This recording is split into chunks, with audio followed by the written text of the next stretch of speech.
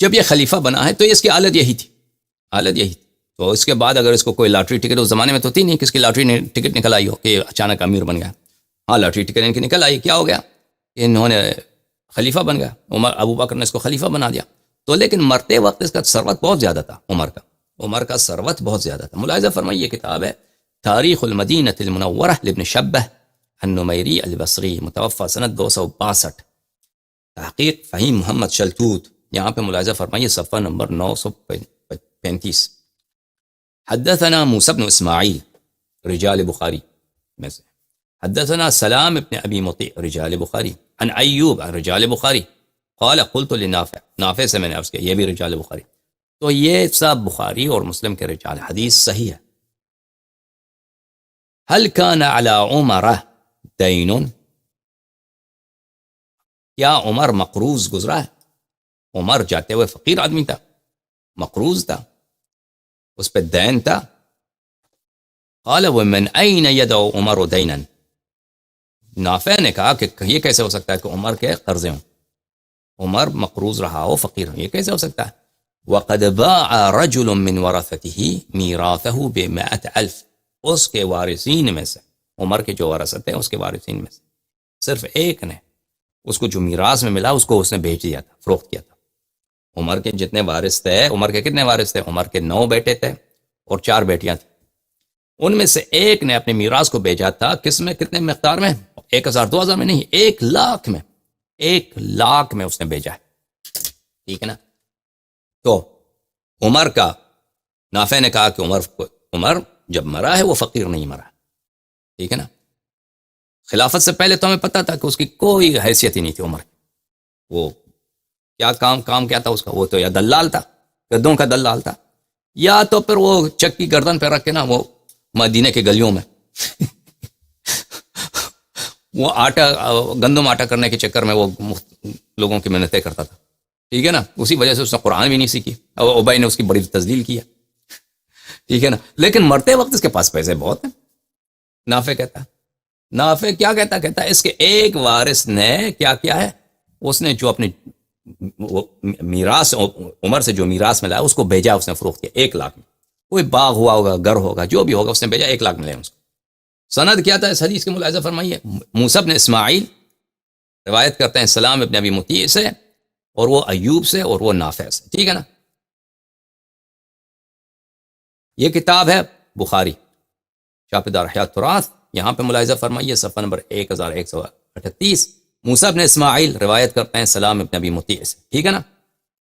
اور ملاحظہ فرمائیے، یہ ہے صفحہ نمبر 1258، موسیٰ بن اسماعیل وہیب سے، وہیب ایوب سے، نافع سے، ٹھیک ہے نا۔ جو سند میں نے دکھائی وہ سند بخاری کی سند ہے، وہ جو تاریخ مدینہ ابن شبہ میں اس کی کوئی مشکل نہیں، سند کے لحاظ سے صحیح ہے۔ یہ کتاب فتح الباری بشرح سقیم البخاری، تعلیف الحافظ ابن حجر الاسقلانی، جزء 7، چاپ دار المعرفہ، یہاں پہ ملاحظہ فرمائی صفحہ نمبر 66 میں۔ حافظ ابن حجر فرماتے ہیں وقد انکر نافع مولا عمر، نافع جو عمر کا غلام تھا اس نے انکار کیا ہے ان یکون علی عمر دین، کہ عمر پہ کوئی قرضہ بھی تھا۔ فروا عمر بن شبہ فی کتاب المدینہ باسناد صحیح، عمر بن شبہ النمیری بصری نے اپنے کتاب تاریخ المدینہ المنورہ میں صحیح سند کے ساتھ نقل کیا ہے، ان نافعا قال، نافع نے کہا من این یکون علی عمر دین وقد باع رجل من ورثته میراثه ب100,000، کہ اس کے ایک وارث نے اپنی میراث کو 1,00,000 میں بھیجا، اس کے ایک وارث نے 1,00,000 میں بھیجا، ٹھیک ہے نا۔ اس تو عمر پہ قرضہ کہاں، ٹھیک ہے نا، یعنی وہ قرضہ نہیں ہے، اس کا مطلب یہ ہے کہ وہ فقیر نہیں تھا، پیسے والا آدمی تھا مرتے وقت۔ آپ نے دیکھا کہ حافظ ابن حجر نے اس حدیث کی تصحیح کی، کہا کہ صحیح ہے۔ عمدۃ القاری بشرح سقیم البخاری، تعلیف احمد العینی، محمود العینی، چاپ دار الفکر، جز نمبر 16، حدیث صفحہ نمبر 212۔ روا عمر بن شبہ، عمر بن شبہ نے کتاب تاریخ مدینہ میں باسناد صحیح سند کے ساتھ روایت کی ہے، اس کے بعد وہی سند روایت جو ہم نے آپ کو دکھایا، ٹھیک ہے نا۔ تو عمر کے ایک وارث نے اپنا میراث جو ہے 1,00,000 میں بیچ دیا۔ اچھا، تو اگر عمر کے ایک وارث نے اپنا میراث 1,00,000 میں بیچ دیا ہے تو عمر کا کل اپنا کتنا میراث رہا ہوگا؟ ملاحظہ فرمائیے، یہ کتاب ہے کتاب سیرت عمر بن الخطاب شخصیته وعصره، تالیف الدکتور محمد الصلابی.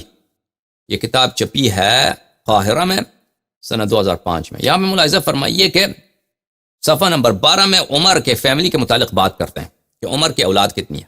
صفحہ نمبر 12، جملۃ اولاد عمر کے کل کتنے اولاد ہیں؟ کہتے ہیں 13. ٹھیک ہے نا. ان کے بیٹے یہ ہیں: زید الاکبر 1، زید الاصغر 2، عاصم 3، عبداللہ 4، عبد الرحمن 5، عبد الرحمن الاوسط 6، عبد الرحمن الاصغر 7، عبید اللہ 8، ایاز 9. یہ 9 بیٹے ہوئے. ٹھیک ہے نا. بیٹیاں حفصہ، رقیہ، زینب، فاطمہ، 4 بیٹیاں. ٹھیک ہے نا. تو کتنے بیٹے ہوئے بھائی؟ 9 بیٹے اور 4 بیٹے. اس کے علاوہ یہ کتاب ہے بخاری چاپدار احیاء تراث. یہاں پہ ملاحظہ فرمائی صفحہ نمبر 657 میں حدیث نمبر 3700 کہ عمر نے اپنے بیٹے عبداللہ سے کہا کہ انظر ما علی من الدین فحسبوه فوجدوه 86,000 ألفا أو نحو. کہ عمر نے اپنے بیٹے سے کہا کہ میرے قرضے کتنے ہیں؟ اس نے کہا کہ 86,000. اس نے گنتی کیا تو 86,000 اس کے قرضے نکلے. 86,000. ٹھیک ہے نا. تو اس سے پتہ یہ چلا نافع نے جو کہا اس کا قرضہ نہیں ہے، تو اس کا مطلب یہ ہے کہ وہ اتنا فقیر آدمی نہیں تھا کہ اس کا زندگی قرضے پہ چلا ہو. مطلب یہ نہیں کہ اس کا بالکل قرضہ نہیں تھا، مطلب یہ ہے کہ وہ اس کے ایک بیٹے نے اپنا جائیداد بیچا تو 1,00,000 ہوا ہے نا. تو قرضے ادھر ادھر سے تھوڑے بہت قرضے تھے، لیکن وہ اتنا نہیں تھا کہ اس کی وجہ سے وہ فقیر آدمی بنے.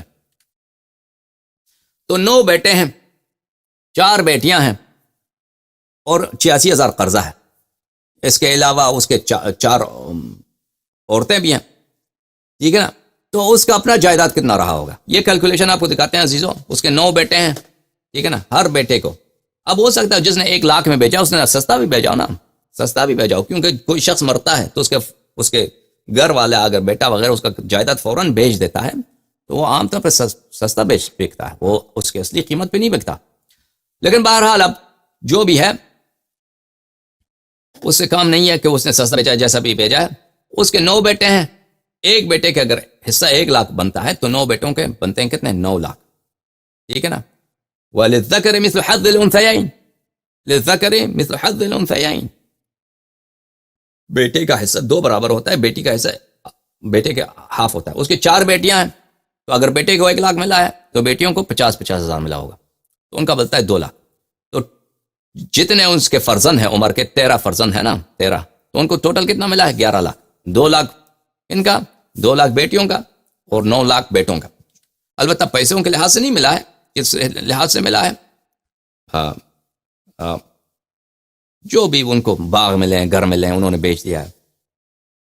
لیکن آپ کو پتہ ہے کہ بیٹوں کو مال میں دینے سے پہلے ازواج کا حق دینا ہوتا ہے. ازواج کا حق کتنا بنتا ہے؟ ازواج کا حق بنتا ہے 1/8 حصہ.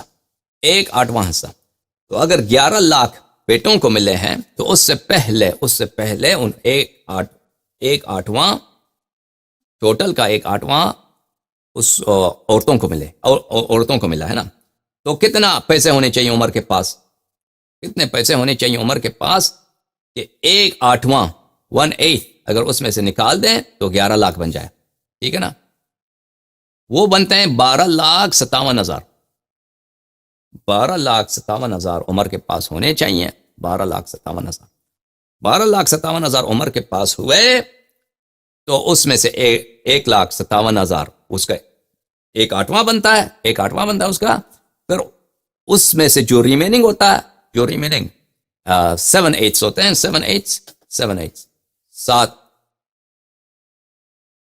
over 8 یہ 11,00,000 بنتا ہے نا. تو عمر کا کتنا بنا ابھی؟ اس کا جو میراث اس نے چھوڑا ہے پیچھے اپنی عورتوں کے لیے اور اپنے بچوں کے لیے 12,57,000. اچھا، اس کا لون بھی ہے نا 86,000 لون بھی تھا بخاری میں. تو گرانڈ ٹوٹل اس کا کتنا بنتا ہے؟ 13,43,142.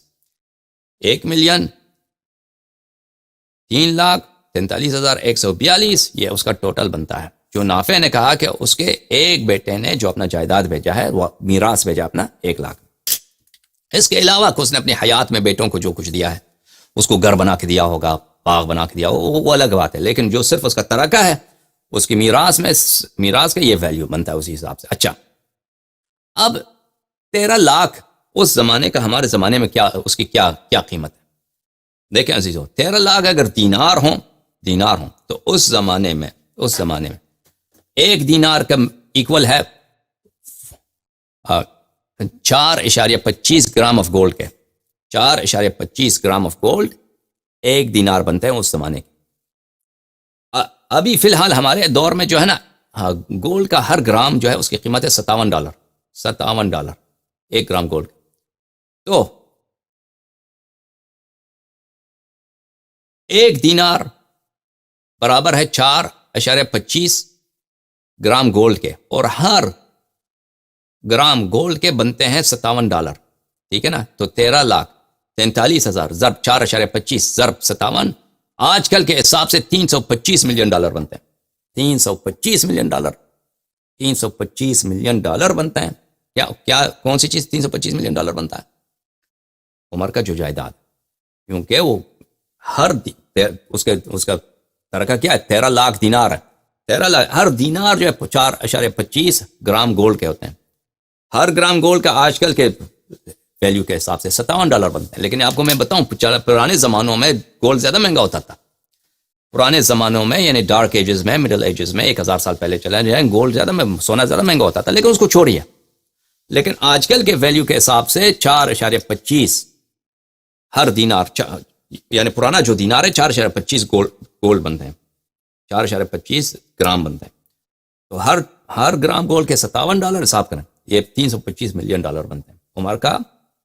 عمر کا ترکہ. اچھا اگر یہ دینار رہا ہو، اب کوئی کہہ سکتا ہے کہ وہ درہم رہا ہوگا، تو 13,43,000 درہم. 13,43,000 درہم دیکھیں اس زمانے میں کتنے پیسے کی بات تھی. اس زمانے میں جو قوت خرید تھی درہم کی بہت پاورفل تھی. ملاحظہ فرمائیے، یہ کتاب ہے کتاب المبسوط للسرخسی، جلد نمبر 2. یہ احناف کی بہت اہم کتاب ہے فقہ میں. یہاں پہ ملاحظہ فرمائیے صفحہ نمبر 150 میں وہ فرماتے ہیں فَإِنَّ الشَّاةَ تُقَوَّمُ بِخَمْسَةِ دَرَاهِمْ فِي ذَلِكَ الْوَقْتِ.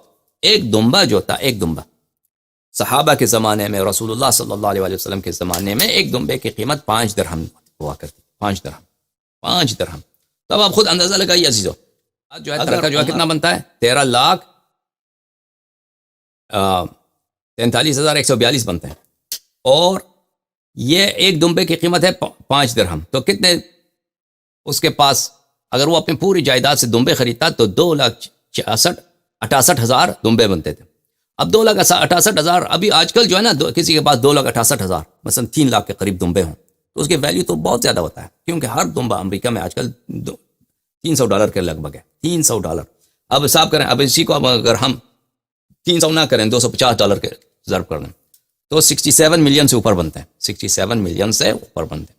تو وہ عمر جس کے پاس کچھ بھی نہیں تھا خلیفہ بننے سے پہلے، جو ایک فقیر آدمی تھا، نادار آدمی تھا، ٹھیک ہے نا، کہ ابی ابن کعب نے حدیث صحیح بشرط البخاری، حافظ ابن حجر نے کہا کہ اس کی خستہ اتنی حالت تھی کہ وہ چکی سر پہ رکھ کے وہ گھروں میں جاتا تھا، لوگوں کے گھروں میں منتیں کرتا تھا کہ ہمیں کیا دے دو؟ گندم دے دو پیسنے کے لیے، گندم دے دو پیسنے کے لیے. تو یہی عمر صاحب جو ہیں، کیا ہوتا ہے ان کا؟ یہی مرتے وقت خلیفہ بننے کے بعد اس کا ترکہ جو ہے 300 ملین سے اوپر یا 70 ملین کے لگ بھگ ہے. 70 ملین کے لگ بھگ. اب اس نے جو اپنی زندگی میں اپنے بیٹوں کو زمینیں لے کے دی ہیں، باغات لے کے دی ہیں، گھوڑے لے کے دیے ہیں نا، وہ تو الگ ہے، اپنی زندگی میں جتنا اس نے دیا، صرف اس کا ترکہ کی ویلیو اتنا ہے. ٹھیک ہے نا؟ یہ پیسہ لے کے تو نہیں آتا مکے سے. مکے میں اس کی حیثیت کیا تھی؟ یہ خود ایک دلال تھا مکے میں. ٹھیک ہے نا؟ مدینہ آ کر بھی اس کی حالت آپ نے دیکھا کہ یہ حالت میں کمزور تھی، پیسے اس کے پاس تھے نہیں، بھوکے تھے یہ لوگ. تو پیسہ کہاں سے آ گیا؟ تو لازمی بات ہے بیت المال سے مارا ہوگا نا، اور کہیں اس کے پاس کوئی درآمد تو تھی نہیں، بیت المال ہی سے چوری کیا ہوگا. اب یہ کہتے ہیں کہ عمر بڑا زاہد تھا. زاہد یہی ہے، اس کا دکھاؤ، ہمیں دکھاؤ اس کو کہاں سے پیسے آ گئے اس کے پاس، اتنے پیسے کہاں سے آ گئے. پھر کہتے ہیں کہ عمر نے چوری نہیں کی.